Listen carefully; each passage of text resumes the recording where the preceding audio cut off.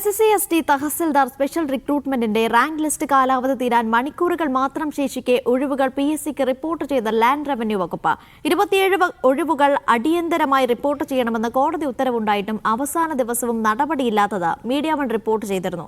ഇതിന് പിന്നാലെയാണ് land revenue വകുപ്പിന്റെയും ലാൻഡ് റവന്യൂ കമ്മീഷണറേറ്റിന്റെയും ധൃതി പിടിച്ച നടപടി. Media one impact.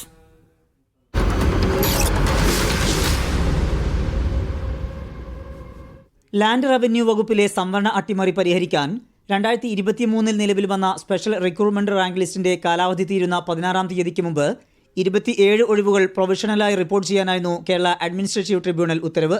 എന്നാൽ അവസാന ദിവസം വരെ ഒഴിവുകൾ റിപ്പോർട്ട് ചെയ്യാൻ തയ്യാറാകാതിരുന്ന വകുപ്പും കമ്മീഷണറേറ്റും മീഡിയ വൺ വാർത്തയ്ക്ക് പിന്നാലെ നടപടികൾ ആരംഭിച്ചു. 16-ാം തീയതി ഓഫീസ് സമയം കഴിഞ്ഞ് ജോലി ചെയ്ത ഉദ്യോഗസ്ഥർ രാത്രിയോടെ ഒഴിവുകൾ PSCക്ക് റിപ്പോർട്ട് ചെയ്തു. ലിസ്റ്റ് നിലവിൽ വന്ന് 3 വർഷമായിട്ടും ഇതുവരെ 6 പേർക്ക് മാത്രമാണ് നിയമനം ലഭിച്ചിരുന്നത്.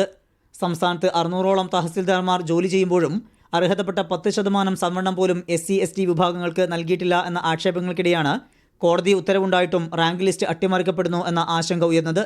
സംവരണ പ്രാതിനിധ്യം കണക്കാക്കാൻ നിയമപ്രകാരം വർഷം തോറും പ്രസിദ്ധീകരിക്കേണ്ട വാർഷിക പ്രാതിനിധ്യ റിപ്പോർട്ട് കഴിഞ്ഞ 5 വർഷമായി പ്രസിദ്ധീകരിക്കുന്നില്ല എന്നതും നേരത്തെ മീഡിയ വൺ പുറത്തെത്തിച്ചിരുന്നു.